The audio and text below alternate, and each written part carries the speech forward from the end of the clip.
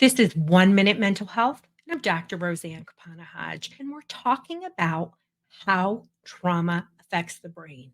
When you experience a trauma, whether it's a big trauma, which we call a big T, or a little trauma, which we call a little t, our subconscious brain is affected by this highly emotionally encoded information. And how does our brain activate when we're faced with a trauma?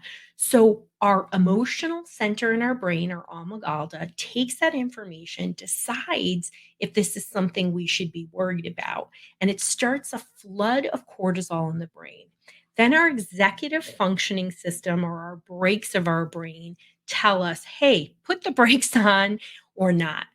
And then our reserve system in our occipital region, when all things fail, floods our brain with feel good brain waves. Well, when somebody's had a history of trauma or constant stress activation, we lose those abilities within our brain. Cortisol just starts flooding all the time. And the more cortisol we push out, the less it's able to help our brain. And when somebody has a trauma, they are constantly activated by seemingly benign information. And how does that affect them? Well, it affects their sensory system, it affects their attention and cognitive functioning. And of course, all of those challenges are going to mean that everyday life is hard with it when our nervous system is constantly activated.